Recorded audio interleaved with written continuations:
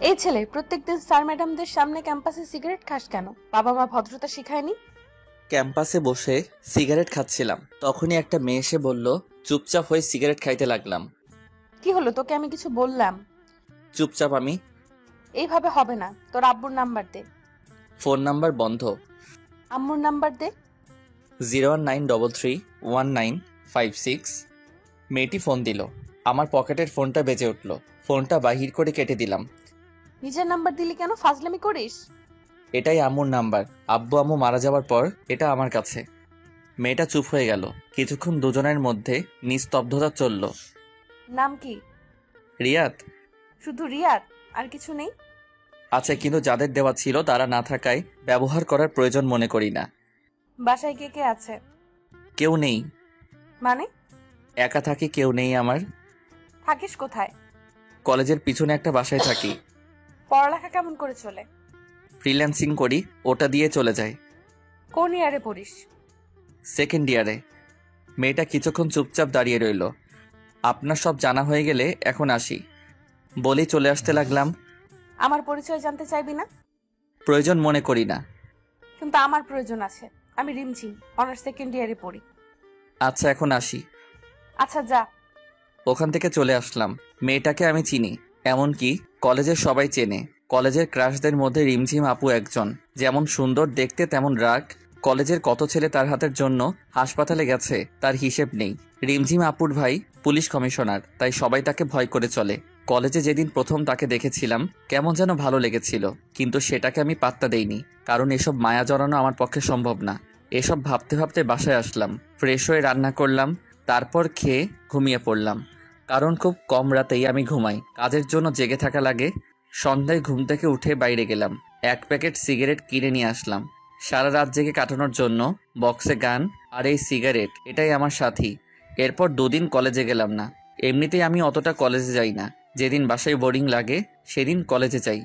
আমার তেমন কোনো ফ্রেন্ড নেই, একা থাকতে ভালো লাগে। অনেকে আমাকে নিজের বন্ধু ভাবলেও আমি ভাবি না, কারণ আমার সময় মনে হয় আমি আমার নিজেরই না, অন্য কারো কেমন করে হব।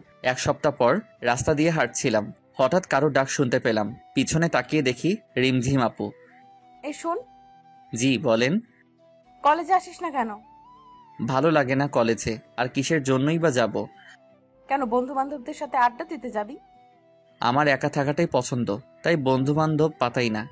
খুব অদ্ভুত কথা বলিস তো দেখছি। এমনি। কাল কলেজে আসবি? দেখি। দেখি না, আসবি। আর তোর নাম্বার আছে, না আসলে ফোন দিয়ে আনবো, দরকার হলে বাসা থেকে টেনে আনবো। আচ্ছা যাব, কিন্তু কেন যাব সেটা বলেন। এমনিতেই আসবি। আমি কারণ ছাড়া কারো কথা মানতে পারবো না, ওটা আমার অভ্যাস না। আপনি যদি কোনো কারণে ডাকেন তাহলে আমি যাব, কিন্তু অহেতুক বিনা কারণে ডাকলে আমি যেতে পারবো না। আসবি না মানে তোকে আসতেই হবে। আচ্ছা আমি যাব। এই তো ভালো ছেলের মতো কথা। আচ্ছা আমি এখন আসি। কই যাবি? আমি নামিয়ে দিচ্ছি, আয়। ধন্যবাদ বলার জন্য, কিন্তু আমি হেঁটেই চলে যেতে পারবো। আচ্ছা যা ইচ্ছে কর, কিন্তু কাল যেন কলেজে তোকে দেখি। আমি যখন বলেছি নিশ্চয়ই যাব। মনে থাকে যেন। কথাটা বলেই রিমঝিম আপু চলে গেল। আমিও বাসায় চলে আসলাম। রাতে খেয়ে ঘুমিয়ে পড়লাম, কারণ আজ কোনো কাজ নেই। এমনিতেও আমি কাল কলেজে যেতাম। বাসায় ভালো লাগছিল না। সকালে ঘুম থেকে উঠে ফ্রেশ হয়ে ব্যাগটা ঘাড়ি নিয়ে বেরিয়ে পড়লাম। কলেজের সামনে একটা চায়ের দোকানও, ওখানে গিয়ে চায়ের অর্ডার দিয়ে সিগারেট খেতে লাগলাম। চা খেয়ে কলেজের ভিতরে গেলাম। একটা ক্লাস করে বের হয়ে আসলাম। বাইরে আসতেই রিমঝিম আপু সামনে এসে দাঁড়ালো। আপনি? আয়। রিমঝিম আপুর পিছন পিছন যেতে লাগলাম। কি জানি আবার নিজের ভাইকে ডাক দিল নাকি, যদি আবার জেলে দিয়ে দেয় কলেজের আইন ভঙ্গ করার জন্য। এই যে আপু, কই যান? রিমঝিম আপু আমার দিকে একবার তাকিয়ে আবার হাঁটতে লাগলো। তারপর মাঠের এক কোণায় গিয়ে বসলো। আমি গিয়ে পাশে দাঁড়িয়ে রইলাম। কি হলো, বস। আমি একটু দূরত্ব বজায় রেখে বসলাম। এত দূরে গিয়ে বসলি কেন? কাছে এসে বস। না ঠিক আছে। আমার ঠিক নেই, কাছে এসে বস। তারপর একটু কাছে গিয়ে বসলাম। সকালে খেয়েছিস? খেয়েছি। দেখলাম তো কলেজের সামনে দোকানে কি খেলি। আমার সকালে খাওয়া লাগে না, ওই দুটো জিনিস দিয়ে সকাল পার হয়ে যায়। তোর বাসায় রান্না করে কে? আমি করি। তুই রান্না করতে পারিস? হুম। যাক, ভালোই হলো। কেন বলুন তো? আমি তো রান্না করতে পারি না। তাতে ভালোর কি হলো? অত তোকে বুঝতে হবে না। তারপর দুজনে কিছুক্ষণ চুপচাপ রইলাম। আচ্ছা, তুই এমন এলোমেলো থাকিস কেন? এলোমেলো থাকাটাই ভালো লাগে। কার জন্য গুছিয়ে থাকবো? তোর কথার মধ্যে কোনো রসকস নেই। সকলের মন জোগানো কথা আমি বলতে পারি না, তাই হয়তো সবার আমার কথা ভালো লাগে না। আচ্ছা বাদ দে, চল। কোথায়? সকাল থেকে কিছু খাইনি, ক্ষুধা লাগছে, চল কিছু খেয়ে আসি। আপনি যান, আমি বাসায় যাব। আমি বাসায় নামিয়ে দিয়ে আসবো, এখন চল। না, আমার খিদে নেই। আর একটা কথা বললে তোর খবর আছে। তারপর রিমঝিম আপুর হাত ধরে টানতে টানতে ওর গাড়িতে নিয়ে গেল। গাড়ি চালিয়ে একটা বড় রেস্টুরেন্ট আসলো। দুজনে ভিতরে গেলাম। কি খাবি বল? আমি কিছু খাবো না। মেজাজ খারাপ করবি না বলে দিলাম। আমি কিছু না বলে চুপচাপ বসে রইলাম। রিমঝিম আপু নিজেই খাবারের অর্ডার দিল। কিছুক্ষণ পর খাবার চলে আসলো। আমি শুধু খাবার নাড়াচাড়া করতে লাগলাম, কারণ খাওয়ার কোনো ইচ্ছেই আমার নেই। সেটা হয়তো রিমঝিম আপুর চোখে পড়ছে। রিমঝিম আপু আমার দিকে রাগী লুক নিয়ে তাকালো। কি হলো, খাচ্ছিস না কেন? ইচ্ছে নেই। ইচ্ছে নেই কেন? জানি না। তারপর রিমঝিম আপু আমার কাছে এসে আমার মুখের সামনে খাবার ধরলো। নে, খেয়ে নে। করুণা করছেন? করুণার কি দেখলি? যা করছেন সবই তো করুণা। না হলে একদিনে চেনা জানাই আপনি আমাকে এখানে খাওয়াইতে নিয়ে আসতেন না। এটা করুণা ছাড়া কি? রিমঝিম আপু রাগ করে সব খাবারে পানি ঢেলে দিল। চল, খেতে হবে না তোকে। বিল দিয়ে আমার হাত ধরে টানতে টানতে বাইরে নিয়ে আসলো। বাসায় চলে যা। আমি কিছু না বলে ওখান থেকে হাঁটতে ধরলাম। কি মেরে বাবা, নিজেই ডাকলো আবার নিজেই তাড়িয়ে দিল। বড় লোক তো, তাই মনে হয় অন্যের জীবন নিয়ে চিন্তা করে না, শুধু নিজের মর্জিতে সবাইকে চালাতে চায়। কি জন্য যে কলেজে আসলাম মনে মনে ভাবলাম আমি। ভালো লাগছিল না, তাই আর বাসায় গেলাম না।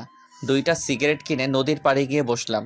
সিগারেট ধরিয়ে গাছের নিচে বসে নদীর পানি চলাচল দেখতে লাগলাম। একটু পর ফোনটা বেজে উঠল। Unknown number. ফোনটা রিসিভ করলাম। ফোনটা রিসিভ করার পর ওপাশ থেকে একটা মেইলি কণ্ঠ শুনতে পেলাম। কথা শুনে বুঝতে পারলাম রিমঝিম আপু। কই আছিস? কে আপনি? কই আছিস সেটা বল, এসে দেখাচ্ছি আমি কে। নদীর ধারের গাছের নিচে বসে আছি। দাঁড়া, আমি আসছি, কোথাও যাবি না। প্রায় 10 মিনিট পর রিমঝিম আপু আসলো। এখানে কি করিস? বসে আছি। কেন বলুন তো? তোর হাতে ওটা কি? কই, কিছুই তো নয়। সত্যি বল, হাতে কি? সিগারেট। আপু সিগারেটটা নিয়ে ফেলে দিল আমার হাত থেকে। আজকের পর থেকেও যেন আমার সামনে সিগারেট খাওয়া না দেখি। কিছু না বলে চুপ করে রইলাম, বসে রইলাম। বাসায় যাবি না? বাসায় গিয়ে কি করব? বাসায় গিয়ে নাচবি, আর কি করবি? আমার বাসায় যেতে ইচ্ছে করছে না। আপু আমার পাশে বসে পড়লো, তারপর বলল, সরি তখন তোকে রাগ দেখানোর জন্য। এসব কথা বাদ দেন তো, অভ্যাস আছে, আমি কিছু মনে করিনি। আসলে তুই তখন ওই কথাটা বলার পর মেজাজটা খুব খারাপ হয়ে গিয়েছিল। ভুল তো কিছু বলেছিলাম না। রিমঝিম আপু আমার দিকে তাকালো। কি বলবি আবার বল, কিন্তু এই কথাটা যেন তোর মুখে আর কোনোদিনও না শুনি, বুঝলি? বুঝলাম। আপনি বাসায় যাবেন না? যাব, কিন্তু এটা বল, তুই আমাকে আপনি করে বলিস কেন? তাহলে কি বলবো? তুমি করে বলবি। আপনি আমার সিনিয়র, আপনাকে আপনি বলে ডাকা আমার মনে হয় উচিত হবে। বলছি না আপনি বলবি না, কানে কথা যায় না তোর? রিমঝিম আপুর চিল্লানি শুনে বুকটা কেঁপে উঠল। খুব ভয় পেয়ে গিয়েছিলাম। আচ্ছা, ডাকবো না, আজ থেকে তুমি বলেই ডাকবো। মনে থাকে জানো। অনেকক্ষণ ধরে দুজনে চুপচাপ বসে রইলাম। নদীর ধারে হালকা বাতাস বইছে, খুব সুন্দর লাগছে। জানো রিমঝিম, আমার বাবা আমাকে ছোট থাকতে বিকেল করে প্রতিদিন এখানে ঘুরতে নিয়ে আসতেন আমাকে। মন খারাপ করিস না, দেখবি তোর সাথে এখন থেকে যা হবে সব ভালো হবে। হঠাৎ করে রিমঝিম আপু আমার কাঁধে মাথা রাখলো। ব্যাপারটা খুব অদ্ভুত লাগলো। আমি চুপ করে রইলাম। আজ থেকে কখনো নিজেকে একা মনে করবি না, এখন থেকে সব সময় আমাকে তোর পাশে পাবি, কথা দিলাম। আমি কিছু না বলে একটা মুচকি হাসলাম। আমার মুখের দিকে রিমঝিম আপু বলল, কি হলো, হাসছিস কেন? না এমনি। চল এখন বাসায় যাব। চলো। রিমঝিম আপু আমাকে রাস্তার মোড়ে নামিয়ে দিয়ে চলে গেল। দোকান থেকে কিছু খাবার কিনে বাসায় গিয়ে ফ্রেশ হয়ে খেয়ে নিলাম। তারপর ল্যাপটপটা নিয়ে কাজ করতে লাগলাম। একটু পর ফোনটা বেজে উঠল। ফোনটা ধরলাম। কি করিস এখন? এই তো ল্যাপটপে বসে কাজ করি। খেয়েছিস কিছু? খেয়েছি। ও ভালো, আচ্ছা রাখছি, কাল কলেজে আসবি কিন্তু। ওকে, আসবো। ফোনটা রেখে দিলাম। আমি আবার কালকে কলেজে যাব। যে প্যারা নিলাম, উদয় সেই প্যারা আবার নিতে যাব। কাজ শেষ করে আর বাইরে বের হলাম না, বাসায় কাটিয়ে দিলাম। রাতে রান্না করে খেয়ে নিজের কাজ করতে লাগলাম। সকালে ফোনটা বেজে উঠল। ফোনের নাম্বার না দেখে কানের কাছে নিলাম। হ্যালো, কে বলছেন? কই রে তুই? বাসায় শুয়ে আছি। এখনো ঘুমাচ্ছিস? কয়টা বাজে খেয়াল আছে? কয়টা? 9টা বাজে। তাড়াতাড়ি কলেজে আয়। না, কলেজে যাব না, ভালো লাগছে না বলেই ফোনটা কেটে দিয়ে আবার ঘুমিয়ে পড়লাম। প্রায় 20 মিনিট পর কলিং বেলের শব্দ পেলাম। আমার বাসায় তো কেউ তেমন আসে না। ঘুম ঘুম চোখে গিয়ে দরজাটা খুলে দিয়ে চমকে গেলাম, কারণ রিমঝিম আপু দাঁড়িয়ে। আরে তুমি এখানে? তোকে না বলেছিলাম কলেজে আসতে? ভালো লাগছিল না, তাই যেতে চাচ্ছিলাম না। তুমি আমার বাসা চিনলে কিভাবে? কাল তোকে নামিয়ে দিয়েছিলাম যেখানে, ওই রাস্তা দিয়ে আসলাম। তারপর একটা লোককে জিজ্ঞেস করায় বলে দিল। তোমার এখানে আসাটা ঠিক হয়নি। লোকে কি ভাববে? আর আমি এখানে একা থাকি, বুঝতেও তো পারছো। অত বুঝে লাভ নেই, সর, ভেতরে যেতে দে। আমি কিছু বলার আগেই রিমঝিম আপু ভিতরে ঢুকে পড়লো। তোর বাসাটা তো খুব সুন্দর। আমার আব্বু এটা আমার জন্য রেখে গেছেন। ও ভালো, তাড়াতাড়ি রেডি হয়ে নে, একসাথে খাওয়া দাওয়া করব। খাবার নিয়ে আসছি। আমি কিছু না বলে ফ্রেশ হতে চলে গেলাম, কারণ যত তাড়াতাড়ি সম্ভব তাকে এই বাসা থেকে বিদায় করতে হবে। আমার তো কিছু না, কিন্তু মানুষ তার নামে খারাপ কথা বলতে পারে। রেডি হয়ে এসে দেখি রিমঝিম আপু খাবার নিয়ে বসে আছে। দুজনে বসে খেয়ে নিলাম। আপু শুধু বকবক করেই যাচ্ছে, আর আমি ভাবতেছি কখন সেখান থেকে যাবে। তাড়াতাড়ি খাওয়া শেষ করলাম। এখন চল তো আমার সাথে। কোথায় যাব? কাজী অফিস, আজ তোকে বিয়ে করব। কি বলছো এসব? তোমার মাথা ঠিক আছে? আমাকে বিয়ে করবি না কেন? আমি কি দেখতে খারাপ? না, সেটা না, কিন্তু তোমার সাথে আমার যায় না। তাই নাকি? কিন্তু আমি যে তোকে বিয়ে করব। রিমঝিম আপুর কথাগুলো শুনে চোখ আকাশে, একভাবে তার দিকে তাকিয়ে আছি। আরে ভেবাচাকা খেয়ে গেলি নাকি? আমি তো মজা করছিলাম তোর সাথে। আপুর কথা শুনে কিছুটা স্বস্তি পেলাম। কই যাবে এখন? আজ তোকে গুছিয়ে আনবো। মানে বুঝলাম না। মানে তোর ওই চুলের ডালা কাটতে হবে। খারাপ লাগছে দেখতে তোকে। লাগবে না, আমি এরকমই ঠিক আছি। আর একবার লাগবে না বললে থাপ্পড় মেরে গাল লাল করে দেব। আপুর কথা শুনে চুপ হয়ে গেলাম। তারপর দুজনে বেরিয়ে পড়লাম। রিমঝিম আপু গাড়ি চালাচ্ছে আর আমি চুপচাপ বসে আছি। কি হলো, চুপচাপ বসে আছিস যে? কিছু তো বল। কি বলবো? রিমঝিম আপু সেলুনে নিয়ে গিয়ে আমার চুলের স্টাইল করিয়ে দিল। তারপর দুজনে শপিং মলে গেলাম। এখানে কেন আসছো? শপিং করব। ও আচ্ছা, কি কিনবেন? আবার আপনি বলিস? সরি, আসলে আমার আপনি বলাটাই বেশি ভালো লাগে। আরেকবার বলে দেখিস, দাঁত ভেঙে দেব। আচ্ছা বাদ দাও তো, কি কিনবা তাড়াতাড়ি কিনো। আমি নিজের জন্য কিনবো, কে বললো? তোর জন্য কিনবো। আমার জামা কাপড়েও কিনবে কেন? এমনি আমার ইচ্ছা হয়েছে তাই। কিন্তু আমার কিছু লাগবে না। বেশি কথা বলবি না। তারপর রিমঝিম আপু নিজে পছন্দ করে শার্ট প্যান্ট কিনলো। আমি গিয়ে বিল দিয়ে দিলাম। রিমঝিম আপু বিল দিতে গিয়ে ঘুরে আসলো। তোকে বিল দিতে কে বলছে? আমার জিনিস, তাই আমি বিল দিলাম।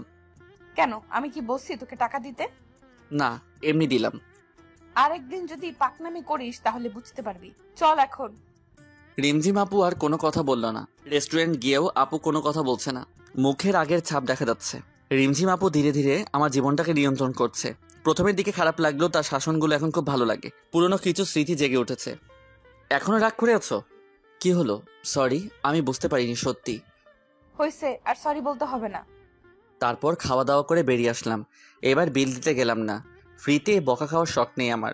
রিমঝিম আপু আমাকে বাসায় নামিয়ে দিয়ে চলে গেল। বিকেলে আর বাসা থেকে বের হলাম না, কাজ ছিল। তাই রাতে খাওয়া করে ঘুমিয়ে গেলাম। সকালে ফোনের রিংটন শুনে ঘুমটা ভেঙে গেল। ফোনটা হাতে নিয়ে দেখি আপু ফোন দিয়েছে। হ্যালো আপু, বলো। কই তুই? কেন, বাসায়। তাড়াতাড়ি ক্যাম্পাসে আয়। ফ্রেশ হয়ে কলেজে গেলাম। কলেজে ঢুকতেই অনেকে হা হয়ে তাকিয়ে আছে। নিজেকে কেমন যেন লাগছে, কারণ নিজের স্টাইল চেঞ্জ করেছি। অগোছালো ছেলেটা আজ ফিটফাট হয়ে কলেজে এসেছে, তাই হয়তো সবাই তাকিয়ে আছে। আমি রিমঝিম আপুকে খুঁজতে লাগলাম। একটু পর আপুকে দেখলাম 3-4টা মেয়ের সাথে একাডেমিক ভবনের দিকে যাচ্ছে। আমি ডাক দিলাম, রিমঝিম আপু। আমার ডাক শুনে পিছনে ফিরে তাকালো। আমি ওদের কাছে গেলাম। কই যাও? ছেলেটা কে রে? দেখতে তো খুব কিউট। রিমঝিম আপু তখন তার বান্ধবীর দিকে রাগি লুকে তাকালো। তোরা যা, আমি তোদের সাথে পরে কথা বলছি। রিমঝিম আপুর বান্ধবীরা আপুর চেহারা দেখে বুঝতে পারছে হাবভাব, তাই কিছু না বলে চলে গেল। এই ছেলে, তোমাকে দেখতে না খুব কিউট লাগছে। রিমঝিম আপু চত্বরে গিয়ে বসে পড়ল। আমি দুইজন বসার মতো দূরত্ব রেখে বসলাম। দুজনে চুপচাপ বসে আছি। এত রাগ কিসের কে জানে। আমি তো আজ আপনি করেও বলিনি, কিন্তু রিমঝিম আপুকে রাগি লুকে অনেক কিউট লাগে। আমি কিছুদিনে লক্ষ্য করেছি রিমঝিম আপু রাগলে গাল দুটো লাল হয়ে যায়। আপু, আজ এত রেগে কেন? চুপ। কি হলো বলছো না যে? আমি তো আজ আপনি করে বলিও নি, তাহলে রাগ করে আছো যে? তোর কি কেউ আসবে? আমার আবার কে আসবে? তাহলে মধ্যে যে এত বড় জায়গা ফাঁকা রেখে বসে আছিস কেন? আরে পাশে বসলে সবাই নেগেটিভে মাইন্ড করবে, কেউ ভাববে না যে তুমি আমার আপু লাগো। রিমঝিম আপু আমার কলার ধরে নিজের পাশে টেনে বসালো। আমি তোর কি লাগি ভালো করে বল। তুমি আমার সিনিয়র, সেই হিসেবে আপুই তো হওয়ার কথা। আরেকদিন যদি এই আবাল মার্কা কথা বলেছিস তাহলে তোর খবর করে দেব, বলদ কোথাকার। তখন রিমঝিম আপুর বান্ধবী কোথা থেকে এসে যেন পাশে বসলো। তখন রিমঝিম আপু যা করলো, রিমঝিম আপু রেগে আগুন হয়ে গেল, আমার হাত ধরে নিজের পাশে বসালো। আয়েশা, তুই এখানে? কেন? আসা যাবে না নাকি? আমি কি সেটা বলছি নাকি? আসলে একা একা ভালো লাগছে না, তাই তোদের সাথে গল্প করতে চলে এলাম। ও, খুব ভালো করেছিস। ছেলেটা কে রে? দাঁড়া, পরিচয় করিয়ে দিই। রিয়াদ, এ হচ্ছে তোমার বড় আপু আয়েশা। আজ থেকে ওকে বড় বোনের মতো সম্মান দিবি, ঠিক আছে? আর আয়েশা, এ হচ্ছে রিয়াদ।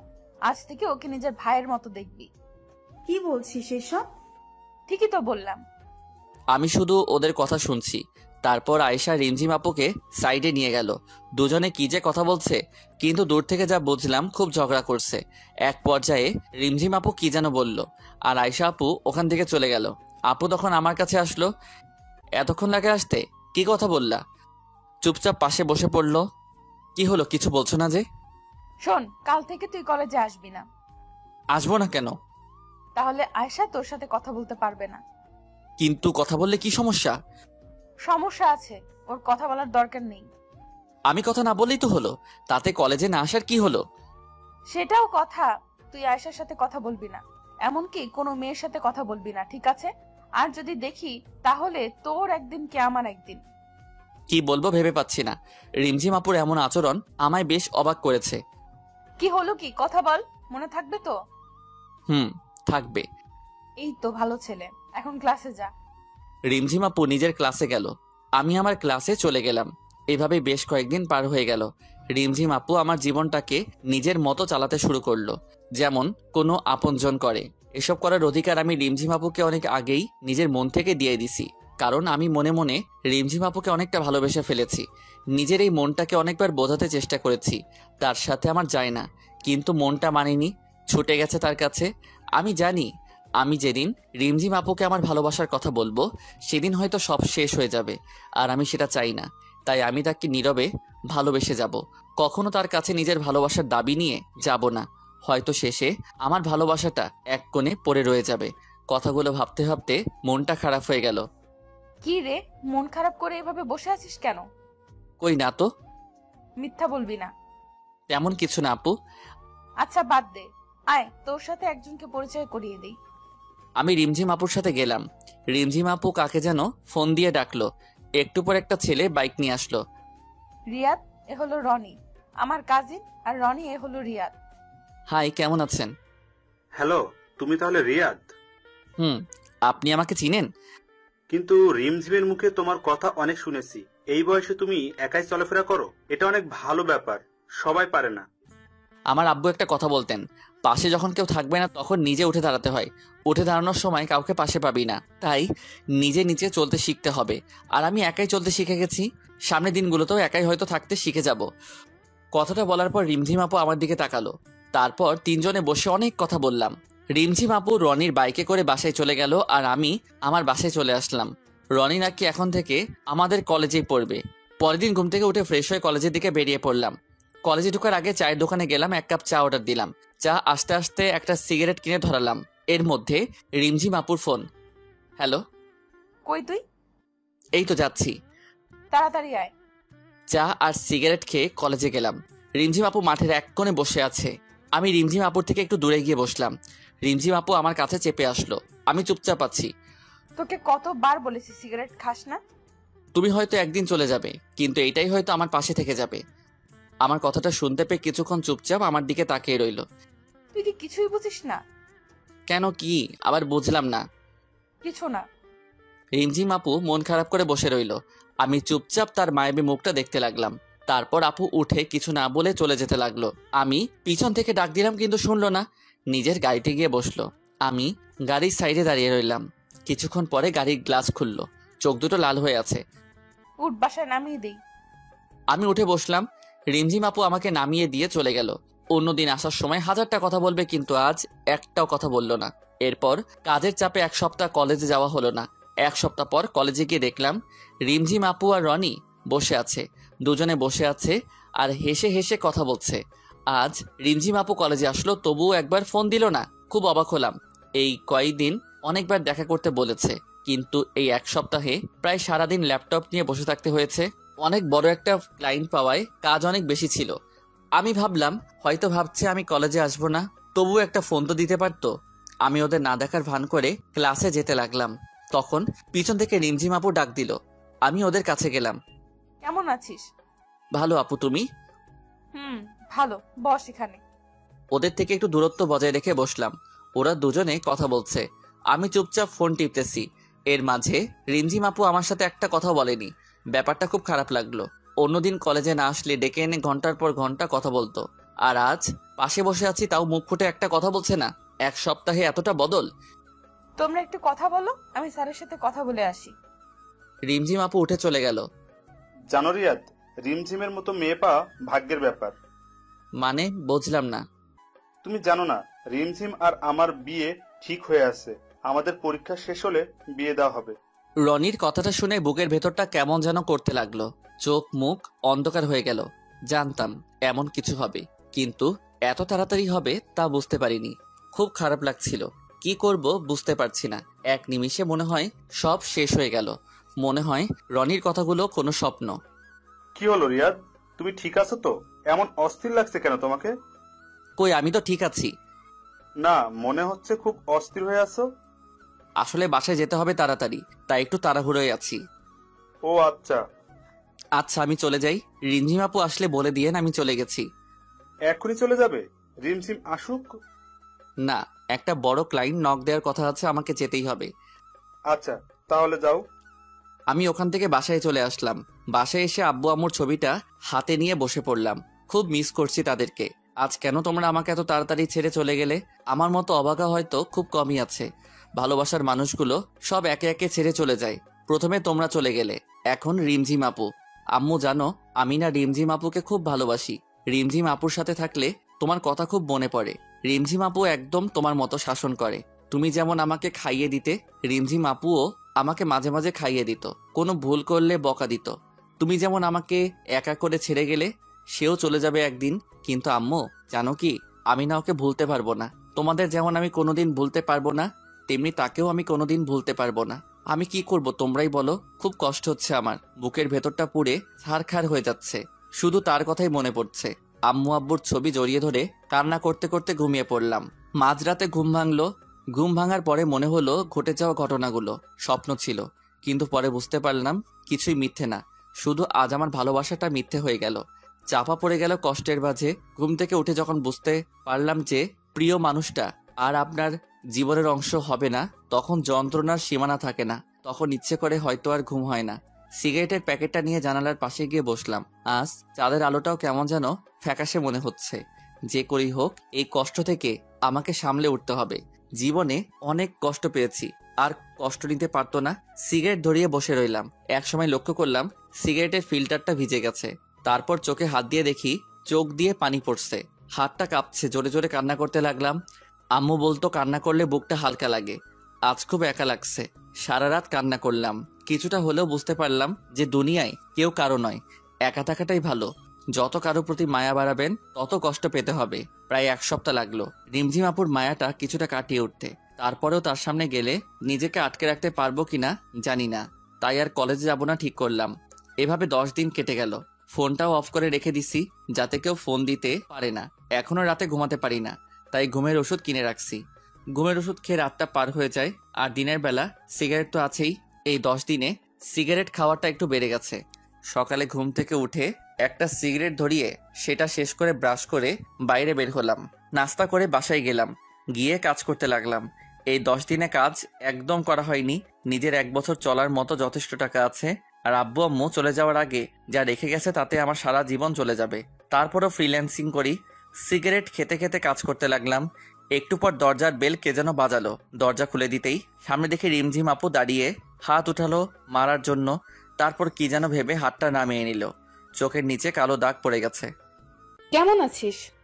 ভালো আপু, তুমি? ভালো। কেমন শুকিয়ে গেছিস? খাওয়া দাওয়া করিস কি না? আসলে কাজের চাপে খাওয়ার কথা মনেই থাকে না। ও, আমি তো ভাবছিলাম। কি ভাবছিলা? কিছু না, ভেতরে আসতে বলবি না? হ্যাঁ আসো। রিমঝিম আপু ভিতরে এসে চারদিকে তাকালো। এটা বাসা নাকি সিগারেটের দোকান, যেখানে সেখানে সিগারেটের প্যাকেট আর এত গন্ধ কেন? আসলে অনেক দিন ধরে পরিষ্কার করা হয়নি তো। ও, আজকেই এগুলো সাফ করবো, চল। কি বলছো আপু? তোমার হবু বর দেখলে আমাকে মেরে ফেলবে। হবু বর মানে? রনি ভাই আমাকে সব বলেছেন যে তোমাদের বিয়ে ঠিক হয়ে আছে। তুই কথাটা শুনে খুব খুশি হয়েছিস না? অবশ্যই, কাজের চাপে তোমাকে শুভেচ্ছা জানানো তো কথা মনেই নেই। এখন বলছি, অনেক অনেক শুভেচ্ছা। রনি ভাইয়ের মতো একজন মানুষ জীবন সাথী হিসেবে পাওয়া খুব ভাগ্যের ব্যাপার। চল আমার সাথে, আজ কলেজে যাবি। আমি কলেজে গিয়ে কি করব? কলেজে গিয়ে আমার কেউ নেই। কার সাথে আড্ডা দিব বলো? কেউ নেই। আমার জানা মতে তো কেউ নেই। তুমি যাও। রনি ভাই হয়তো তোমার জন্য অপেক্ষা করে আছে কলেজে। দেরি করে গেলে হয়তো অভিমান করতে পারে। আমার কথাটা শুনে রিমঝিম আপুর মুখটা শুকিয়ে গেল। কিছু না বলেই চলে গেল। আমি একটা সিগারেট ধরিয়ে ওখানে বসে পড়লাম। মাথাটা খুব ব্যথা করতেছে। সন্ধ্যার দিকে ব্রিজে গিয়ে বসলাম। ব্রিজের রেলিংয়ে বসে আছি। তখন সামনের দিক থেকে কেউ একজন ডাক দিল। গাড়ি চলাচল করায় ভালোভাবে দেখতে পারছিলাম না। গাড়িগুলো সরে যাওয়ার পর দেখলাম একটা মেয়ে আমার দিকে আসছে। কেমন আছো? ভালো, কিন্তু আপনাকে চিনলাম না। কিন্তু আমি তোমাকে চিনি। কেমন করে? তুমি আমার ক্লাসমেট, তোমাকে চিনবো না? ও, কিন্তু আমি আপনাকে চিনলাম না। আমি দিশা। ও, কলেজে আসো না কেন আর? ভালো লাগে না। কাল থেকে আসবে, মনে থাকে যেন। দেখি। দেখি না, আসতেই হবে। তোমার নাম্বারটা দাও। কেন? দিতে বলছি, দাও। ফোন বের করার সাথে সাথে রিমঝিম আপুর ফোন। হ্যালো। কই তুই? ব্রিজের উপর বসে আছি। কেন? দরকার আছে, ওইখানেই থাক, আমি আসছি। বলেই রিমঝিম আপু ফোনটা কেটে দিল।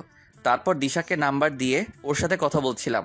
কথা বলার ইচ্ছে করছিল না, কিন্তু মুখের উপর কেমন করে চলে যেতে বলি। নিজে থেকে কথা বলতে এসেছে, চলে যেতে বললে ওর সম্মানে লাগবে। কিন্তু কথা বলতে খুব বিরক্ত লাগছিল।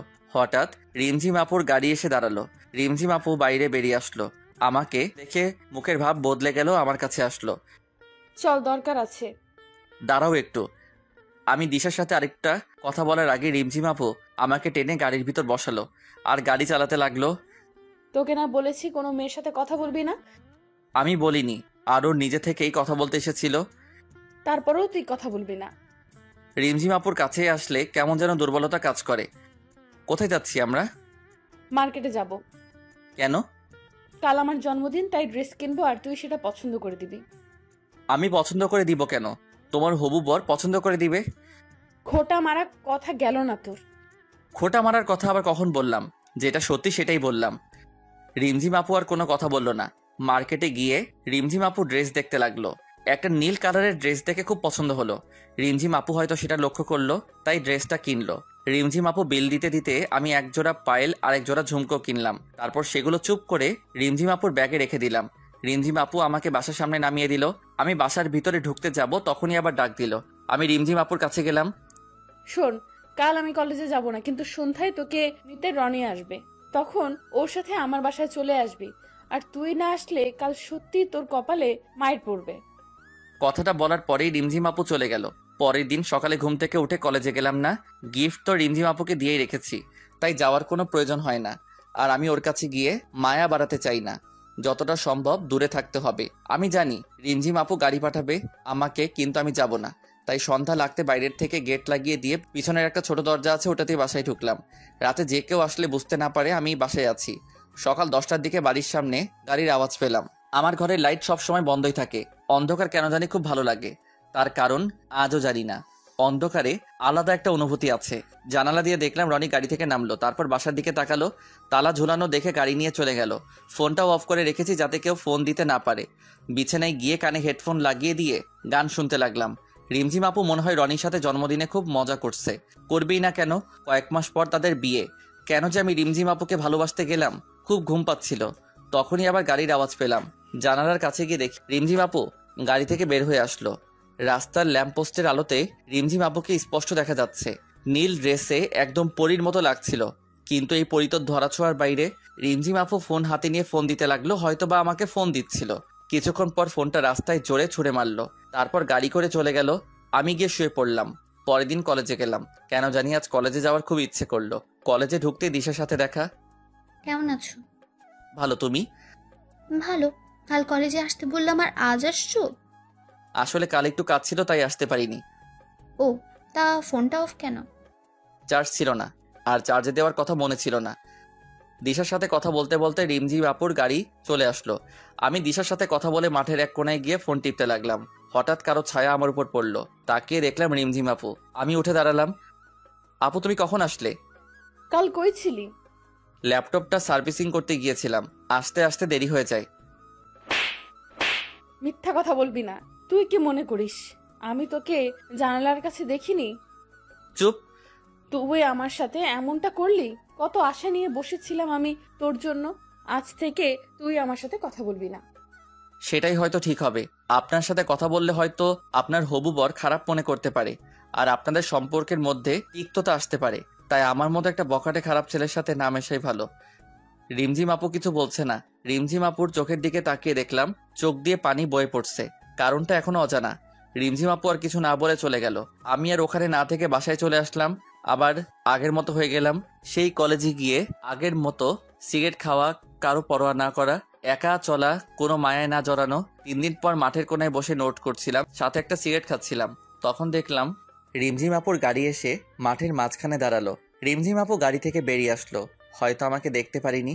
আমি নিজের মতো নোট করতে লাগলাম। কিছুক্ষণ পর সামনের দিকে তাকিয়ে দেখি রিমঝিম আপু আমার দিকে তাকিয়ে আছে। চোখ মুখ শুকিয়ে গেছে, চোখের নিচে কালো দাগ।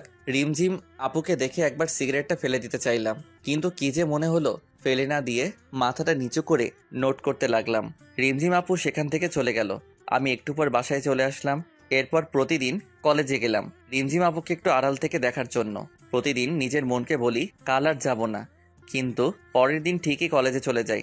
রিমঝিম আপু কলেজে আসে, চুপচাপ মনমরা হয়ে বসে থাকে। রনিকে দেখি তার সাথে বসে থাকতে। প্রতিদিন কলেজে গেলে দিশা মেয়েটা কথা বলতে আসবে। রিমঝিম আপু মাঝে মাঝে আমার সাথে ওকে কথা বলতে দেখে তাকিয়ে থাকে। হয়তো মেয়েটাকে আমার সাথে কথা বলতে নিষেধ করতে চাই। আমি খারাপ হয়তো, সেই জন্য আমিও যতটা সম্ভব দিশার থেকে দূরে থাকি। এভাবে 20 দিন কেটে গেল। আজ 5 দিন হলো আর কলেজে যাই না। আজ কলেজে যেতে কেন জানি খুব মন চাইলো। ব্যাগটা নিয়ে কলেজে গেলাম। কলেজে গিয়ে চোখ দুটো কাকে জানি খুঁজছিল, কিন্তু তাকে খুঁজে পাচ্ছিল না। কলেজের চত্বরে বসেছিলাম। একটু পর একটা পুলিশের গাড়ি এসে দাঁড়ালো। গাড়ি থেকে একজন পুলিশ অফিসার নেমে এসে চারদিকে দেখতে লাগলো। তারপর আমাকে দেখে আমার দিকে আসতে লাগলো। বুকের ভেতরটা কেমন যেন করছিল। মনে হচ্ছিল দৌড় দিয়ে পালিয়ে যাই, কিন্তু আমি তো কোনো দোষ করিনি, তাই চুপচাপ বসে রইলাম। পুলিশ অফিসারটি আমার কাছে আসলো। তোমার নাম রিয়াদ? জি স্যার। তোমাকে আমার সাথে যেতে হবে, চলো। কিন্তু কেন? আর আপনি কে? আমি রিমঝিমের ভাইয়া। ও, কিন্তু কেন যাব? গেলেই বুঝতে পারবে। কিন্তু কোথায়? আমাদের বাসায়। আচ্ছা চলুন। রিমঝিম আপুকে দেখার খুব ইচ্ছে করছিল, আর মনে মনে খুব ভয় হচ্ছিল। রিমঝিম আপু কি এমন করলো যে রিমঝিম আপুর ভাই আমাকে তাদের বাসায় নিয়ে যাচ্ছে? কিছুক্ষণ পর রিমঝিম আপুদের বাসায় গিয়ে পৌঁছালাম। বাসার ভিতরে গেলাম। রিমঝিম আপুর ভাইয়া আমাকে বসতে বলে কোথায় যেন গেলেন। আমি সোফায় বসে রইলাম। কিছুক্ষণ পর 2 জন মহিলা আসলেন। একটু পর রিমঝিম আপুর ভাইয়া আর একজন লোক উপর থেকে নেমে আসলেন। হয়তো মহিলাদের মধ্যে একজন রিমঝিম আপুর মা, আর আরেকজন ভাবি। আর রিমঝিম আপুর ভাইয়ের সাথে লোকটি হয়তো তার বাবা। সবাই আমার সামনে বসলেন। আমি ভয় কুকড়ে মুকড়ে যাচ্ছিলাম। তাহলে তুমি রিয়াদ? জি, কিন্তু আপনারা আমাকে চিনেন কেমন করে? রিমঝিম বলেছে, এমনকি তোমার ব্যাপারে সব জানি আমরা। তুমি কি জানো, যেদিন তুমি রিমঝিমের বার্থডেতে আসোনি সেদিন ও বাসার সব জিনিসপত্র ভেঙে ফেলে। এত রাগ? তোমার কথা ও প্রতিদিন আমাদের কাছে এসে বলতো। আমার মেয়েটা জীবনে যা কিছু চেয়েছে তাই এনে দিয়েছি, কিন্তু শেষমেশ যা চাইলো তা আমার এনে দেওয়ার ক্ষমতা নেই। কি চেয়েছে আপু? শুধু তোমাকে চেয়েছে। আমাকে মানে? শুধু তোমাকে। আমার মেয়েটা যে তোমাকে পাগলের মতো ভালোবাসে, ও যখন আমাকে এসে বলল যে ও তোমাকে ভালোবাসে, তখন ওর চোখে মুখে হাসি খুশি দেখে আমি বেশ অবাক হই, কারণ আমি এতটা খুশি ওকে কখনোই দেখিনি। তোমার সাথে কিছুদিন আগে ঝগড়া হয়, বাসায় এসে কান্নাকাটি করে, ভালো মতো খাওয়া দাওয়া করে না, শুধু বলে রিয়াদকে এনে দাও, দয়া করে আমাদের ফিরিয়ে দিও না, আমার মেয়েটা তোমাকে ছাড়া যে মরে যাবে। আরে কি করছেন আপনি? আমার গুরুজন, আপনার মাথা নত করার শোভা পায় না, কিন্তু আমার মতো একটা অনাথ ছেলের কাছে আপনার মেয়ে দিবেন? আরেকবার ভেবে দেখুন। আমার মেয়ের খুশিতেই আমরা খুশি। আচ্ছা, আপনারা যা ভালো বোঝেন, কিন্তু রিমঝিম আপু কোথায়? উপরে আছে, যাও, প্রথম রুমটাই ওর। রিমঝিম আপু রুমে গেলাম, দরজা খোলাই আছে কিন্তু জানালা সব বন্ধ। ঘরের ভিতরটা কেমন অন্ধকার হয়ে আছে। রিমঝিম আপু ঘুমিয়ে আছে, চোখের নিচে কালো দাগ পড়ে গেছে, সারা রাত হয়তো ঘুমায় না। আমি চুপচাপ গিয়ে রিমঝিম আপুর পাশে শুয়ে পড়লাম। একটু পর রিমঝিম আপুর ঘুমটা ভেঙে গেল, আমার দিকে একভাবে তাকিয়ে আছে। কিছু বলতে যাবে তার আগে রিমঝিম আপুর গোলাপি ঠোঁট দুটোর সাথে আমার ঠোঁট এক করে দিলাম। রিমঝিম আপু ছটফট করতে লাগলো, কিন্তু আমি ছাড়বার পাত্র নই। কিছুক্ষণ পর রিমঝিম আপু চুপচাপ হয়ে গেল, তখন রিমঝিম আপুকে ছেড়ে দিলাম। রিমঝিম আপুকে ছেড়ে দেওয়ার সাথে সাথে ঠাস। তোর সাহস কেমন করে হয় আমাকে কিস করার? আর তুই এখানে কি করছিস? কি হলো, কথা বলছিস না কেন? এখানে কি করছিস? আমার বউয়ের কাছে আমি আসছি। কার কি বউ মানে? বউ মানে বউ? আমি কারো বউ না। ও, তাহলে তুমি আমাকে ভালোবাসো না? না, আমি রনিকে ভালোবাসি। কি মেয়ে রে বাবা, এত রাগ আর অভিমান! ও আচ্ছা ঠিক আছে, আমি তো ভাবছিলাম তুমি আমাকে ভালোবাসো। কিন্তু তুমি যখন আমাকে ভালোবাসো না, তাহলে কি আর করার। আমি দিশার যাই, মেয়েটা কি ভালো রাগ করে না? প্রতিদিন একটা করে কিস দেয়। কি বললি? দিশা তোকে কিস দেয়? এত বড় সাহস ওর? তুমি রাগ করছো কেন? তুমি তো আমাকে ভালোবাসো না। রিমঝিম আপু আমার চোখের দিকে তাকিয়ে আছে, কিছু বলছে না। তারপর উল্টো দিক হয়ে শুয়ে পড়লো। আমি পিছন থেকে জড়িয়ে ধরলাম। রিমঝিম আপু নিজেকে ছাড়াবার চেষ্টা করছে, কিন্তু পারছে না। এত রাগ কোথা থেকে আসে তোমার? আমি জানি তুমিও আমাকে ভালোবাসো। তোমার আব্বু আর ভাইয়া আমাকে সব বলেছে, বুঝলা? ঢং করে লাভ নাই। রিমঝিম আপুকে ছেড়ে দিলাম। কি হলো, কথা বলবা না? ঠিক আছে, আমি চলে যাচ্ছি। রিমঝিম আপু আমার দিকে ঘুরে আমাকে জড়িয়ে ধরলো। খুব ভালোবাসি তোকে, নিজের থেকেও বেশি। কেন বুঝিস না তুই? তুমি তো আমাকে বলছিলা তোমার আর রনির বিয়ে ঠিক হয়ে গেছে। সেটা তো তোর মুখ থেকে শোনার জন্য যে তুই আমাকে ভালোবাসিস। ওটা শুধু একটা নাটক ছিল। জানো, যেদিন রনি আমাকে বলল যে তোমাদের বিয়ে ঠিক হয়ে গেছে, সেদিন মনে হচ্ছিল সারা জীবনের জন্য কিছু একটা হারিয়ে যাচ্ছে। খুব কষ্ট হয়েছিল সেদিন। তাহলে বললি না কেন? যদি তুমি ছেড়ে চলে যেতে। রিমঝিম আপু আমাকে আরো শক্ত করে জড়িয়ে ধরলো। কোনো দিন তোকে যেতে দেব না, তুই চাইলেও না। ও তাই বুঝি? তাই। আব্বু কি বললো? তোমার আমার বিয়ে ঠিক করছে। সত্যি? এখন একটা কিস দাও। না, বিয়ের পর দেব। ঠিক আছে, আমি দিশার কাছে যাই। ওর ঠোঁট দুটো কি মিষ্টি! কি বললি? দিশা তোকে কিস করছে? কই কিস করছে বল? আমার ঠোঁটে। রিমঝিম আপু তার ঠোঁটের সাথে আমার ঠোঁট এক করে দিল, অনেকক্ষণ পর ছেড়ে দিল। তোর ঠোঁটে শুধু আমার ছোঁয়া থাকবে, আর কারো না। আর ওই মেয়েকে আজ আমি জেলে দেব। আরে আরে, আমি তো মিথ্যা বলছি, দিশার সাথে আমার কিছুই হয়নি। কুত্তা বাদর, আমাকে কষ্ট দিয়ে ভালো লাগে তোর, তাই না? আরে আপু, আমি আবার কি করলাম? আপু কাকে বললি? সরি, আর বলবো না। মনে থাকে জানো। এখন উঠো, চলো। খাওয়া দাওয়া তো মনে হয় করনি। শরীরের কি অবস্থা করেছো? না, উঠবো না, এভাবেই শুয়ে থাকবো। আচ্ছা, তুমি শুয়ে থাকো, আমি নিচে থেকে খাবার নিয়ে আসছি। লাগবে না, চুপচাপ শুয়ে থাক। রিমঝিম আমাকে জড়িয়ে ধরে শুয়ে আছে, আর আমি পুরনো কথাগুলো মনে করে হাসতেছি। কি থেকে কি হয়ে গেল। সময় বড় অদ্ভুত, কার কপালে কি লেখা আছে কেউ বলতে পারে না। আর কতক্ষণ শুয়ে থাকবা? এবার তো ওঠো। বললাম তো উঠবো না। আমি রিমঝিম আপুকে নিজের থেকে ছাড়িয়ে নিলাম। তারপর রিমঝিম আপুকে কোলে তুলে নিয়ে নিচে নিয়ে আসলাম। কেউ দেখার আগে নামিয়ে দিলাম। কিছু খেয়ে নাও। পারবো না খেতে, খাইয়ে দে। আচ্ছা দাঁড়াও। আমি রিমঝিম আপুর আম্মুকে ডাক দিলাম। একটু পর তিনি আসলেন, তারপর খাবার বেড়ে দিলেন। রিমঝিম আপু রুমে চলে গেছে। আমি খাবার নিয়ে এসে রুমে আসলাম। রিমঝিম বসে আছে। কি হলো, চলে আসলা যে? এমনি খাইয়ে দাও। আমি রিমঝিম আপুকে খাইয়ে দিলাম। খাওয়া শেষ করে রিমঝিম আপুকে নিয়ে বাইরে ঘুরতে বের হলাম। আজ আমি খুব খুশি, কিন্তু আব্বু আম্মু থাকলে আরো ভালো হতো। সন্ধ্যায় রিমঝিম আপুকে বাসায় রেখে চলে আসতাম। পরের দিন সকালে রিমঝিম আপু ফোন দিয়ে তাদের বাসায় ডাকলো। যাওয়ার পর দেখি সবাই বসে আছে। রিয়াদ, রিমঝিম চাইছে তোমাদের বিয়েটা কালকেই হোক। কিন্তু আঙ্কেল এত তাড়াতাড়ি, আর আমি তো এখনো পড়ালেখা করি। সেটা আমি ওকে বললাম, আগে তুমি পাস করো, একটা চাকরি করো, কিন্তু ও কিছুতেই মানতে চাচ্ছে না। আঙ্কেল, এটা নয় যে রিমঝিম আপুকে বিয়ে করার পর আমি তাকে ভালোভাবে রাখতে পারবো না। আমার আব্বু আম্মু যা রেখে গেছে তাতে আমি সারা জীবন বসে খেলেও শেষ হবে না। কিন্তু আমি এখন বিয়ে করতে চাচ্ছি না। তখন রিমঝিম আপু সাইডে রাখা ফুলদানিটা ছুঁড়ে মারলো দেওয়ালে। আমি যখন বলছি কাল বিয়ে হবে, তার মানে কালকেই বিয়ে হবে। আর বিয়ে না হলে আমি কিছু একটা করে ফেলবো, আর তার দায়ী তোমরা হবে।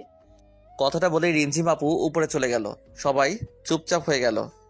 আচ্ছা আঙ্কেল, আপনি বিয়ের ব্যবস্থা করুন। তুমি পারবে বাবা আমার পাগলি মেয়েটাকে দেখে রাখতে। তোমার কাছে আমরা সারা জীবন ঋণী হয়ে থাকবো। আমি উপরে চলে গেলাম। রিমঝিম আপু বেলকনিতে গিয়ে দাঁড়িয়ে আছে। আমি রিমঝিম আপুকে পিছন থেকে জড়িয়ে ধরলাম। রিমঝিম আপু নিজেকে ছাড়ার চেষ্টা করতে থাকলো, কিন্তু পারলো না। আমি রিমঝিম আপুর কানে একটা আলতো করে কামড় দিলাম। রিমঝিম আপু ধাক্কা দিয়ে দূরে সরিয়ে দিল। আমি রিমঝিম আপুকে টান দিয়ে নিজের কাছে আনলাম। এত রাগ কোথা থেকে আসে শুনি? কথা বলবি না, সরে যা। কেন, আবার কি করলাম? তখন বিয়ে করতে রাজি হচ্ছিলিস না কেন? এত তাড়াতাড়ি বিয়ে করে কি হবে?